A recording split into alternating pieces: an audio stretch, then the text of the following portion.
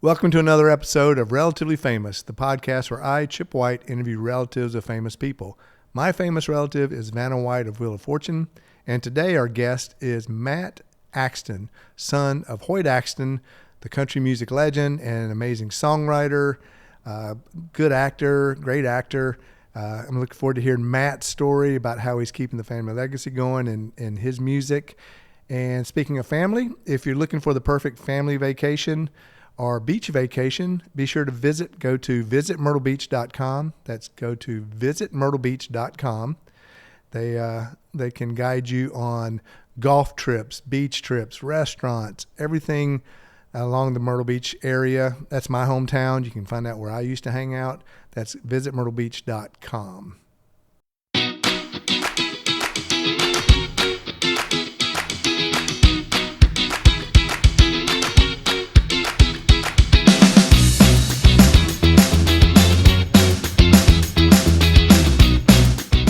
Relatively Famous podcast with Chip White. Matt, thank you so much for being on Relatively Famous. I'm super excited to hear your story because, I'm a fan of your dad's. I loved his songwriting. Well, thank you so much for letting me jump on here and be part of this because I'm a big fan of chatting about the history, and it's a big part of what I do, but also our own music. But it's, like I said, a key ingredient of the music that we make is the legacy. Yeah, and we're going to talk mostly about your music, but I do say that your dad wrote some of the 4 songs that were big in my childhood. Joy to the World with Three Dog Night, one of the first LPs I had. And I loved Pusher and Snowblind by Steppenwolf. 2 of my favorite songs by those guys. I'd forgotten that your dad wrote them until I did do a little bit of research, and I loved his Bony Finger song. So and I forgot he was in Gremlins. He was also an actor, man. He was an all around amazing man. And I'm gonna let you tell everybody the history of your grandmother really quick. Yeah, so as you said, my dad, Hoyt Axton, sort of hopped into the way I explain it, every artistic pond he could find, right, was his thing.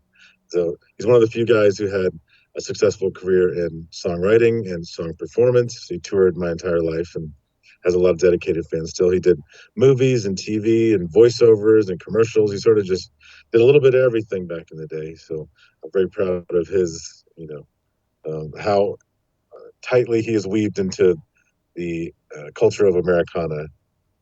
But the whole Axton musical legacy that I try, like just mentioned, about keeping alive and started one generation prior with my grandmother.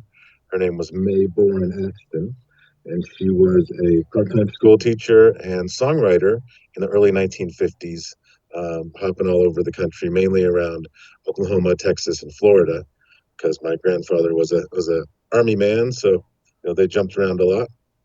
But either way, she was very heavy in the industry as far as promotion.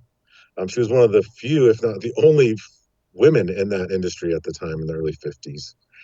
And she was that lead promotion for a guy named Colonel Tom Parker, which everybody knows, and his traveling roadshow, mainly for his headlining artist, who was Hank Snow in the early 1950s, the biggest country artist on the planet.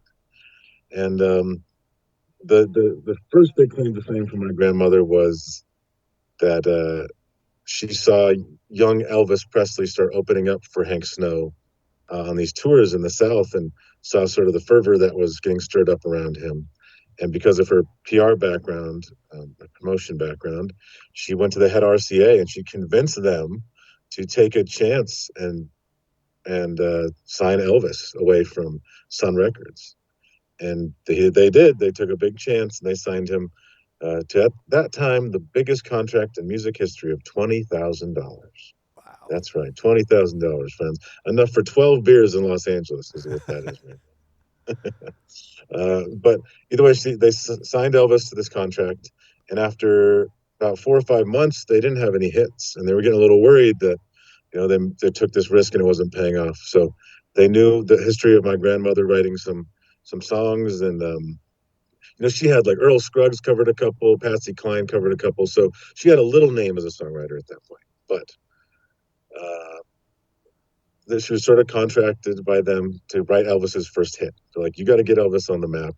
So her and her partner, her songwriting partner Tommy Durden, went and grabbed the newspaper, laid it on the counter in the kitchen in Jacksonville, Florida, and picked an article, and ended up writing a song about this article, about sadly a man who had taken his own life and left a note in his pocket that said, "I walk a lonely street." And in 22 minutes, my grandmother and Tommy Durden had written Elvis Presley's first million-selling hit called "Heartbreak Hotel," and the rest is sort of history after that. Yeah, I think that's phenomenal, and I love that part of history because most people don't know that, and the fact that she was so involved in his career that it opened the doors for them. And of course, now your dad, man, what a smooth voice he had. Man, he just had this smooth voice and his humor. Um, I'm hoping that translates into your music in your life. Oh, absolutely. I call myself the world's greatest and only Hoyt Axton impersonator, really. And like, I couldn't help it. I learned to sing to his albums. I mean, he'd always bring the kids on the road with him. I'm his youngest kid by quite a bit, so I was around sort of in his mellower days, in the '80s and '90s when he was already very well set and doing a lot more, acting, and like I said, was a little more mellower, not the rock star he was in the '70s. Um, but he passed away when I was 16, so I never really got to sing with him as a full adult, really like battle him artistically. So I learned to sing though with his albums. I'd put them on and I'd try and sing like word for word and tone for tone with him. And that's where I learned how to sing. Nothing formal about it, just old fashioned, singing with pops on the radio type thing. So, did you I assume that because of that you knew you were going to go into the music business after that, or you were going to become a performer, or did you try other things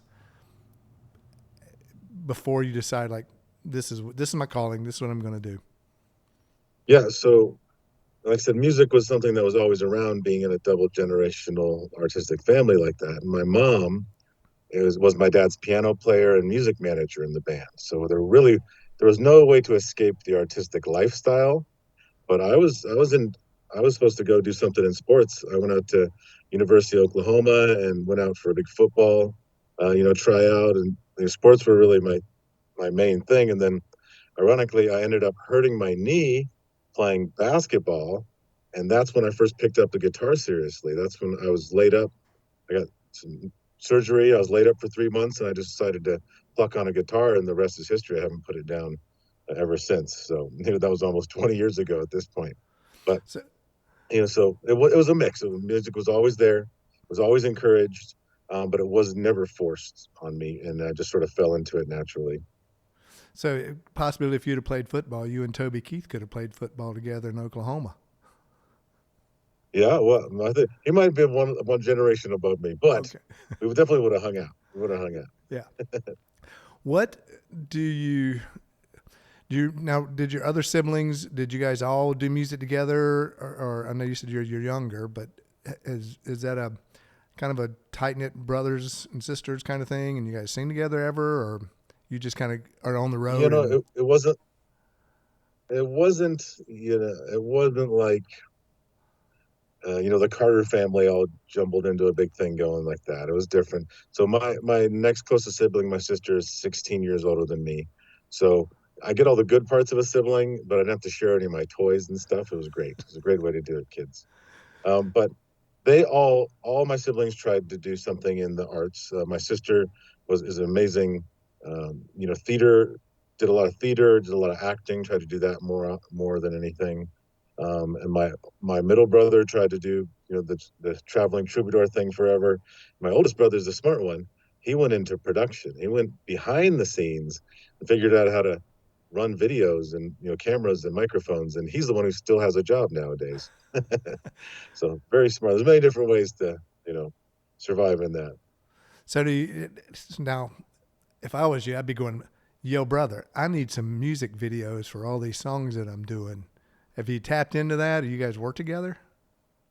I've tried to guilt trip him so many times. It doesn't seem to work. He's actually now retiring down to Mexico is his next life goal. So I missed a little bit, but at the same time, I always pick his brain for like, is this a good product? Is this a good company? Like, is this how this process is supposed to go.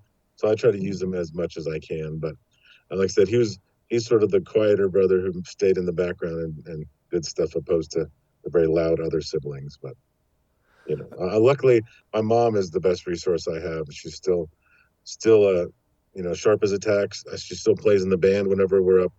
I was born and raised in a place called Lake Tahoe out in California, up in the mountains, and she still plays in the band. She's still a professor of music and psychology, so she's still super active, and she's my sounding board for most things. Well, I hate that you had to grow up in Lake Tahoe. What a horrible place to grow up, man. I know, it was disgusting. Nobody go there. Don't ever go. Now, are you a skier or a snowboarder? Naturally, growing up in Tahoe, for anybody that doesn't know, California does have snow, and in Tahoe they have a lot of it. So naturally, I grew up skiing. I never got into snowboarding, even though all my buddies did. I was more of a skier, and now I'm more of a drink a beer on the lodge and watch the snow come down type thing. But Yeah, I hear. I've been to Tahoe several times. I'm a snowboarder, so when the snow is good in Tahoe, it is phenomenal, and the lake is just beautiful, and the drive around. So, and who doesn't want to go to the Cal Neva and stand on both sides of the line, right? Right, yeah, and that area right there you're talking about, Cal Neva. So for anybody again that doesn't know, uh, Lake Tahoe is split in half by Nevada and California on the state line. So part of it is giant casinos, and part of it is just a little mountain town. I was born in the mountain town, but absolutely, Cal Neva is famous because all the Rat Pack and Marilyn Monroe and everybody went there back in the heyday and sort of had their own little oasis, I guess, out there in the mountains. So, if people aren't paying attention, you are obviously not in a hotel room or anywhere. You're in your touring van. So tell me what's going on with Matt Axton at this moment. Yeah, so right now we are in the middle of almost a little over 2-month tour across this lovely country. Around our last single, we just got released a few days ago, called "Same Old Story," and we're just trying to be very honest, we're doing the old-fashioned grind, trying to put the wheels to the road and shake hands and make people smile, one note at a time, all over this country. We've been going to Nashville routinely for the last couple of years, about every 6 months, and right now we're in a place called we just stopped to do the interview at a place called Sterling, Colorado. We just left just did Denver and Laramie and a couple of places around there. Now we're heading out to Nebraska, Oklahoma, Nashville, New Mexico, and back home to California for a big show to end our tour here. So we are, like I said, we're doing the old-fashioned grind. It's the only way I've ever seen it done correctly, and the only way I know how to do it. It's not the easiest thing in the world, but someone's got to do it. Yeah, it's a lot of wear and tear. Do you guys ever get to Texas? You ever play San Antonio? Yeah, we haven't played San Antonio. That's the only big market we haven't. We have our last tour. We did quite an extensive little run in Texas. Well, I love it out there, to be honest. And we like it so much, we're trying to do just like a dedicated, couple weeks out there. But Texas is hard. I'm not going to lie.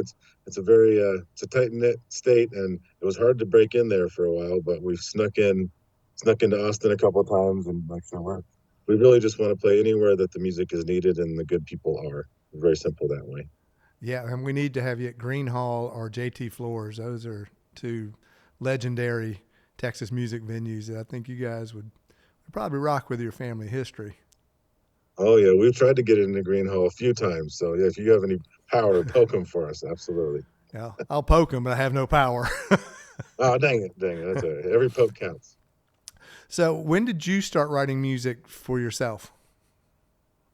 So like I sort of hinted, music was always around. So as a little kid, I wrote a couple goofy little songs that sort of went by the wayside. But it wasn't until basically college, I started just picking on a couple tunes, and then I hurt my knee, like I said, and that's when I really started taking it seriously. And the music just, it's when you're around something, it's more natural to fall into it, no matter what it is. If you're the son of a mechanic, you're going to learn, you're going to get better at fixing stuff. You're around it. It's the atmosphere. So when I started writing, it really came naturally. And I remember me and a buddy started playing music at the same time, guitar, and he was just sort of like plunking away trying to do, like Smoke on the Water. And I'd already figured out how to like sort of finger pick and write and sing at the same time. He's like, "How are you doing that?" I'm like, truthfully, I don't know, but I'm just going to keep going. It was very simple and nurture, like I said, that was just the nature of the life I was living already. So Started writing songs then. My dad, my grandma had about, she said, a couple hundred songs in her playbook. My dad had about 300 by the end of his career, and countless other, old folk covers that he did. And I have almost 350 now. So in the Axton songbook, I think we might be past 1,000 at this point, and a few of them are good. I swear. Well, that's phenomenal. Yeah, I had Marcus King's dad on recently on a past episode, and he was talking about the same thing about how, because Marcus grew up with his dad being a musician, his grandfather was a part-time musician, how it just kind of came naturally for him versus other stuff, and how he's grown into it. So do you guys ever tour with any other sons like the Haggard brothers or anyone else? You guys ever thought about doing a family tour, so to speak? Oh, absolutely. I think about it all the time. I mean, I hear it's going like, all right, we got to connect with these legacy folks. Let's start, because my dad and grandma were really big in the mentality of like community through music. And like my dad was lucky to be around the right era and in the right places. He's part of the Little Canyon scene of the 60s. He was a pivotal part. His house was known as the party house. It was at the mouth of Little Canyon. Everybody would go filter through there to go at things. So it was just a magic time there. My grandmother was the same way. She was known after the success of Heartbreak Hotel. She moved to Nashville, and she became known as the Queen Mother of Nashville. And she helped anybody in the industry who wanted to go to Nashville and sort of figure out how to navigate the industry. Went to her, and her job, basically, out of the kindness of her heart, was just to guide these artists and put them in the right spot. So she's the one that she helped started Willie Nelson, Dolly Parton, Garth Brooks, Reba McEntire, Tanya Tucker. Blake Shelton was the last person that she sort of guided through the industry before she passed. So that was always their mentality and their belief that community creates better art and art can change the world. So I am always pushing for that. We're hitting this point right now as independent artists where we're really looking for, to step up and reach out to, like I said, those legacy connections. There's so many great legacy artists out there. And a lot of legacy people get pigeonholed into either just staying away from the family music completely or being like stuck only with the family music. And it's a very hard road, to navigate. I've been lucky that my dad was already so hyper eclectic stylistically that I can hop around genres, and I find that a really fun challenge. It's very hard, but a very fun challenge. So we've kept contact with a lot of the Guthrie family. There's a lot of musicians actively in there. The Bellamy brothers kids are good buddies when we go hang out, and I have I just did a little show with like Lily Winwood, who's one of the Winwood kids, Steve Winwood's kids, and they're out there. Like I said, they're very separated networks, and my goal is just to sort of connect them a little bit. Hey, if you enjoy this podcast, maybe you'll point in my direction. Absolutely. But the thing is, I think a lot of people, if they are a Hoyt Axton fan, are going to be after this. I forget how much in rock and roll he was pivotal, like the songwriting we're talking about. I mean, writing for Steppenwolf, writing for Three Dog Night, but yet then you hear his music when he became popular, the humor songs that he did. Yeah, I think, and I had no idea about the Laurel Canyon thing. I think that's pretty cool. Did he ever tell you stories about life at the bottom of Laurel Canyon in the rock and roll days? Well, he didn't. I didn't get many, but my older brother and, like I said, sister, they grew up in that, like the heyday. They were there, and my oldest brother, actually, I went and saw him. He lived up in Portland, Oregon, for the last 20 years, and like I said, now he's retiring down in Mexico, Sayulita, Mexico.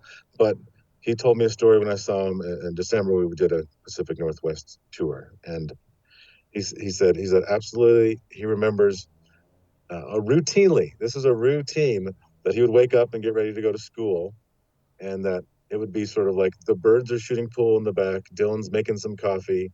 It was Three Dog Nights, fixing their car in the driveway, and that was just like a Tuesday morning. That was just sort of an average weekday, and he didn't think anything of it. And he remembers as a kid, he didn't think anything, and now as an adult, he's like, oh my God, I wish I would have absorbed that a little differently and known what was going on. He said the one time he ever got mad at my dad is that my dad invited the Beatles over to hang out one time and forgot to tell my brother. And he was in the room the whole time and came back out and he's like, "Oh, you just missed the Beatles." He said he never forgave him for that one. Oh my gosh, the Beatles hanging out with Hoyt. That's wild. What Yeah, yeah. So kind of tell me about your band and how you guys got together. Again, people, hey, Google Hoyt Axton, you get all the stories. Let's talk about Matt. Yeah. Tell me about your band. Yes. Well, and you absolutely should Google Hoyt Axton, and you have to do it for a long time because it's one of the deepest reads maybe in the industry if you really go deep. And so many rabbit holes. Yeah. I still learn new things all the time from it. That's one of the best parts about being on the road. And speaking of the road, um, I was born and raised like in Lake Tahoe, like I said, and I cut my teeth doing a lot of solo folk stuff, dinner music, dive bar-y stuff, whatever I could, right, to survive and gain experience and ideally pay the bills. So I moved to LA about 5 years ago. I saved up enough money and I built up enough enough, gusto, I guess, to finally move down to LA. Then the whole world shut down. The greatest time in history to go pursue your dreams in Los Angeles. But the world shut down for everybody for a moment there. And, um, I really went down there in the first place to meet other artists that wanted to do this, other musicians that wanted to go tour and do this sort of grind and really go head first into the musical pool. And like I said, it took a couple years for stuff to open up, but after that, it's been a blessing. It's been a grind in all senses of the word. And I finally have a good stable of people. Most people ask, I have my right-hand man, a guitar player and sort of confidant named Taylor Kropp, who's an amazing, he's Allman Brothers sort of protege lover. So we do a lot of these guitarmonies like the old school stuff does, back in the day. But then I have a stable of people that we rotate in and out for the kind of shows we do. So like I mentioned earlier, we try to do it the hard way, ideally with a big payoff in the end, artistic payoff, that we cater the shows to the place we're going. So on the same tour, we will go do a sit-down theater, intimate theater thing where I'm just telling stories and it's very light. And then we'll go do a late night honky tonk for 4 hours. And then we'll go to do a festival on the same weekend. And they're all very different, approaches.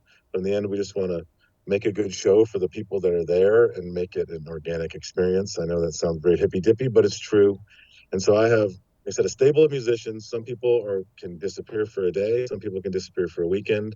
It's hard to find people that can disappear from their life for 2 months. So, there's many different layers to this, and it's constantly sort of navigating those waters as well. The industry doesn't really do it like it did back in the day. We were just talking about where there's these bands that were so tight and got to rehearse and grow, send albums out, multiple albums. It's more, it's a lot more fluid than it was then because it's just such a difficult industry to survive in nowadays. It just is. Oh yeah, it has completely changed. Streaming, American Idol, The Voice, those things have really taken a lot of what you guys are doing. I won't say that everybody who gets on there has never toured, but there's a lot of people like they sing at church and then they go down. And next thing you know, they're the biggest American Idol, and now they're starting to tour, and they don't understand the grind of it. And streaming, you can't make the money you did, and people, buying albums, everybody wants it for free. They forget. So, and I admire what you guys are doing, especially because you're doing multiple genres, which has got to be tough. What's been the most memorable gig you've done, whether it's you walked away going, man, that was just fire, or you walked away going, oh my God, that was a train wreck? But we try to avoid the train wrecks as much as possible. That being said, there's no way to avoid them completely. Well, I'll give two perfect examples. At the beginning of this tour, we started going up through Idaho and Montana and Wyoming and Colorado. Right, that's sort of we hit this about a month ago, and we were playing at a little brewery. This was just like a sort of in between gig, just on the way getting somewhere. It was sort of a Wednesday or Thursday. It's a place called Lava Hot Springs in Idaho, very small town with a big hot springs, so very cool in its own right. And we were playing in sort of the corner of this mellow brewery, And our guitar player, Mr. Taylor Crop, has a tendency to, he has this big gig case that he puts by the stage, and he always puts his drinks and his beer, whatever, on the stage.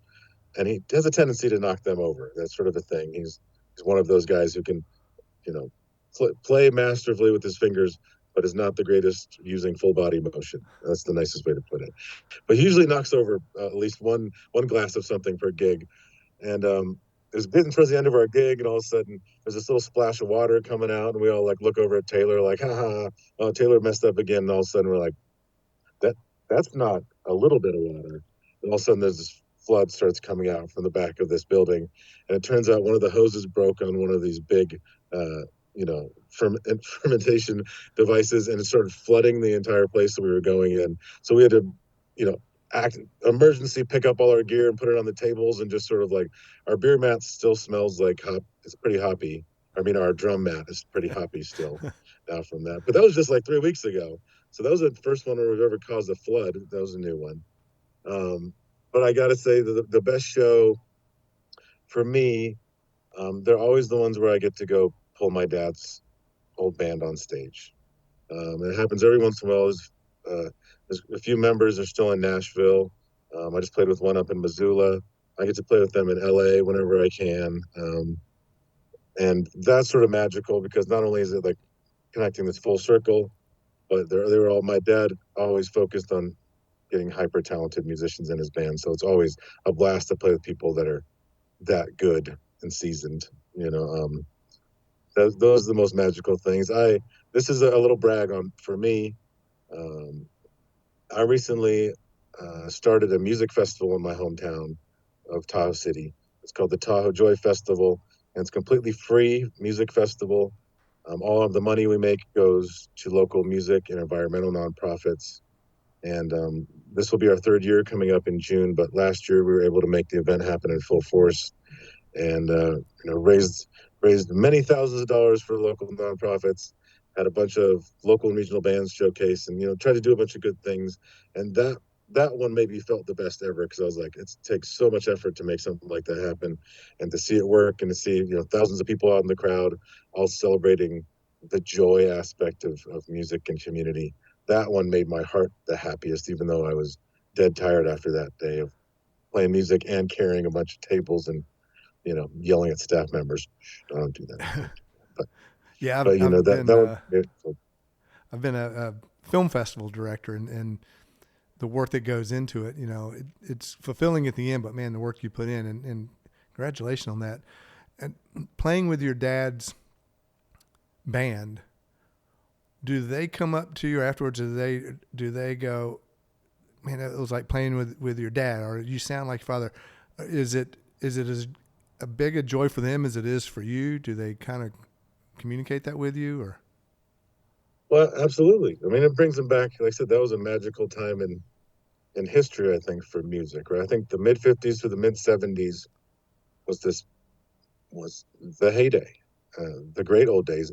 Every genre was hitting on such, on every cylinder at such a high caliber. It was just a magical time to be alive, honest. And so anytime it brings back those little memories, and they give me some stories, I mean, at least they've all told me it's fun. And hopefully they don't lie to me. I've known them my whole life. They wouldn't lie to me. What, now you mentioned it earlier too. A lot of people in legacy music, especially music, more so than acting or anything, really want to step away or prove themselves from their parent or whoever.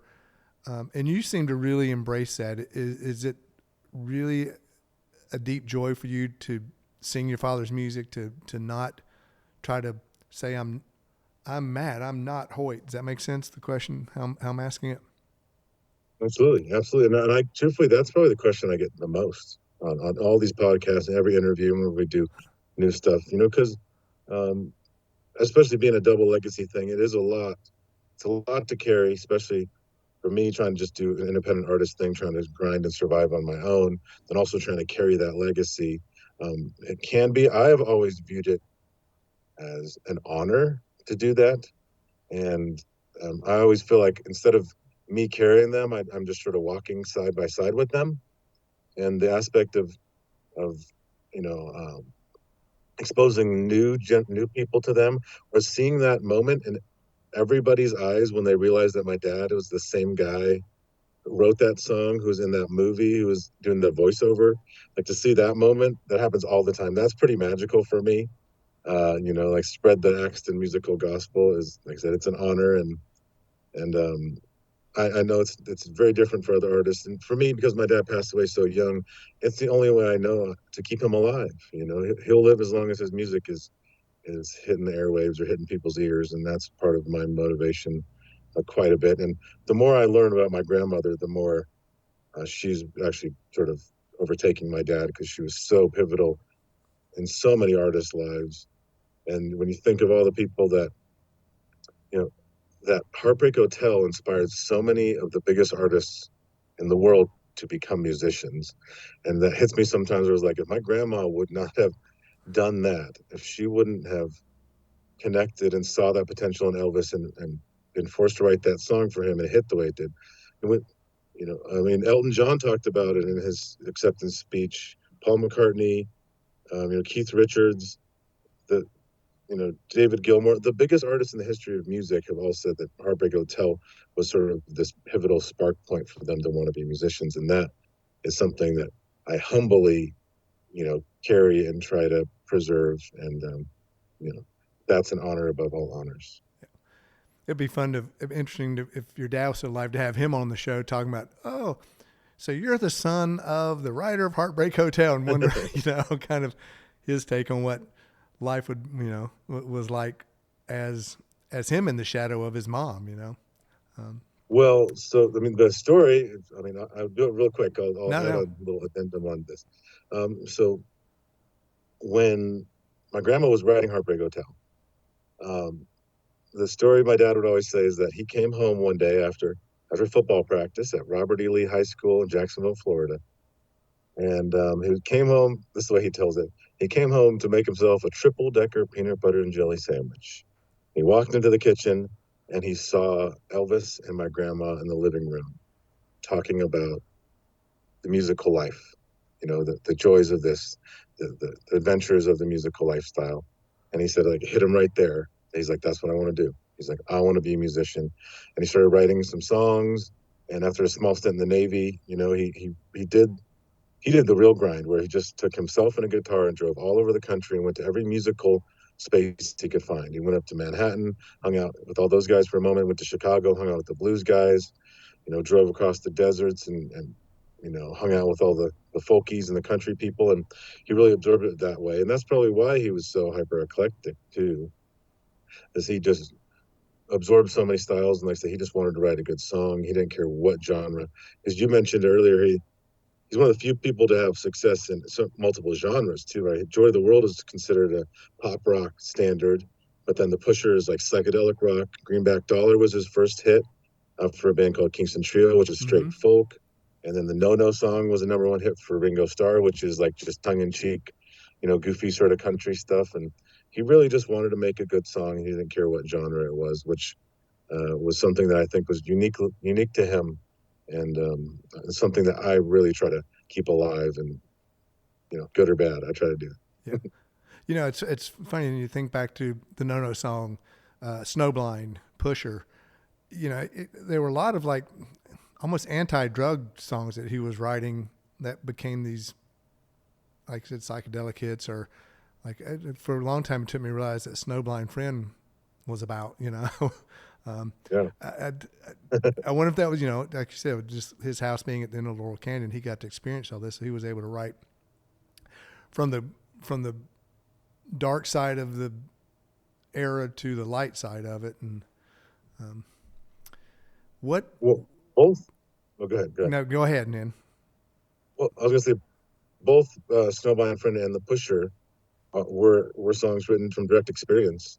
My dad, the story that I understand about The Pusher is that my dad was on tour, just doing a solo tour with another buddy, another musician, and the musician ended up ODing in the hotel room.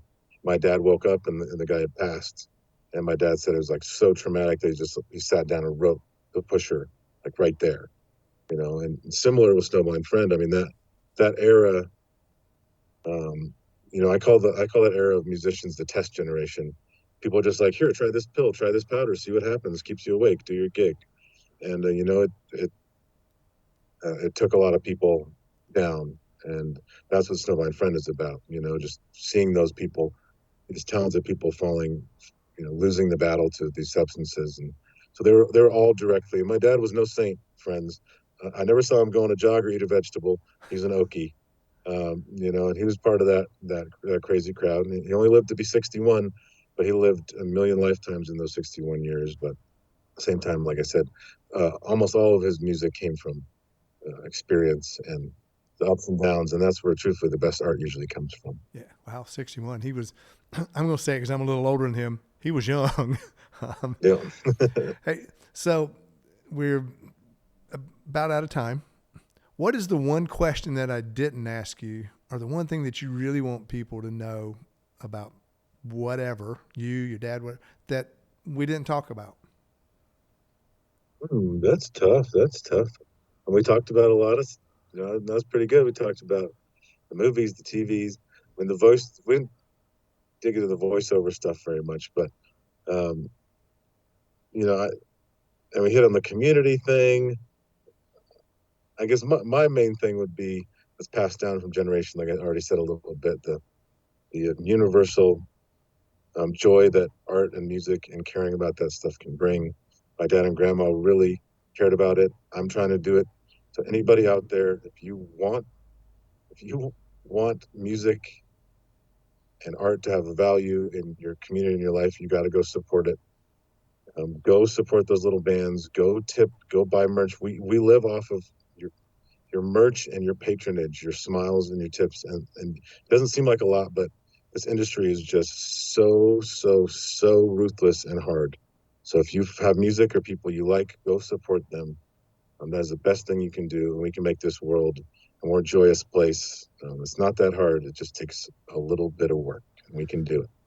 So speaking of music and merch, where can people find? Obviously Spotify and YouTube. So how can people really lock into your tour, your history, your merch and stuff? Where can people find you, so to speak? Yeah, absolutely. So mattaxton.com is a sort of our main hub. Everybody has to live in a digital social world now. So Matt Axton Music on all the platforms, everything, you can find it on there. And then one last thing is, streaming stuff, as we've talked about, it's a thing. It is part of the industry, but an artist averages 0.0003 cents a stream. But if you go buy a track from an artist's website or Bandcamp or something, they're making $1, and that's a lot more. That has a big impact on them. So that's an easy way to support them, and still, you don't have to go drive out to the middle of Lincoln, Nebraska to come see us. You can just hit a button and hang out. But mattaxton.com has a little bit of history too. We're always adding to it. We're always putting new stories on there, and like I said, we're trying to do it the right way, and we'd love to meet and see as many of you guys in any way as possible. Okay, so I'm in Lincoln, Nebraska. You guys have just played a gig, and I've convinced you that I'm going to go on the road trip with you for the next 4 gigs. Mm-hmm. Get in the van. What's the first song you're going to play for me? Oh, that's not fair. Because we're so stuck in our head. We just play it. We just listen to our show. We're like, okay, how did we mess that one up? Usually we do, but it's usually any Hoyt Axton or any old Motown, because our bass player is a huge soul guy, or any Allman Brothers, because our guitar player. Those are either any one of those 3 things is going on at any given. Well, cool. I can hang out with the Motown guy because I grew up in Myrtle Beach, where soul was R&B was big we call it beach music back then. But so, hey, Matt, this has been a pleasure, man. Like I said, I've been a big fan of your dad's. Just his gentle voices, and I loved him on Hee Haw. Actually, he was on Hee Haw with your grandmother. A bunch of times. Oh yeah. Yeah.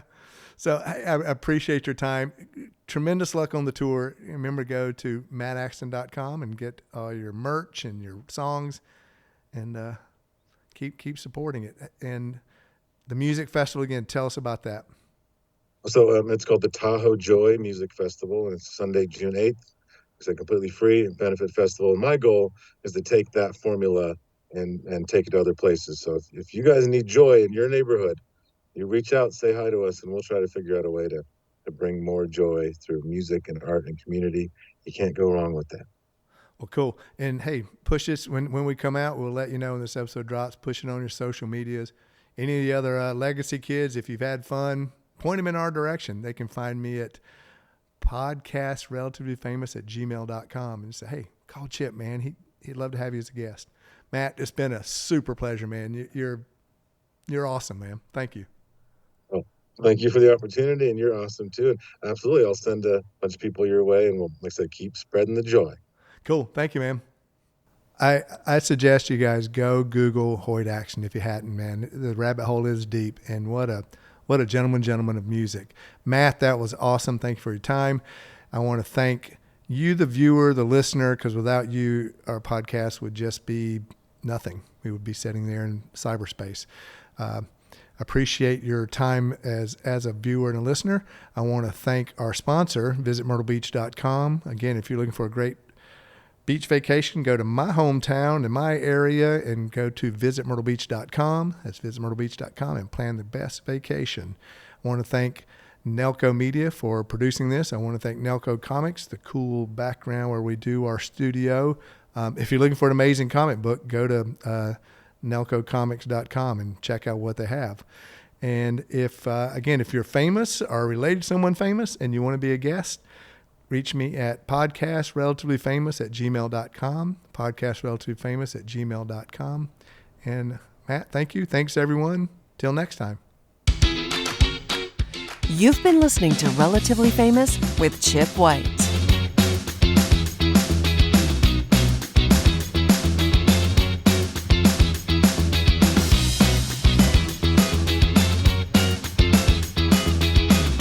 Please like and subscribe to Relatively Famous with Chip White.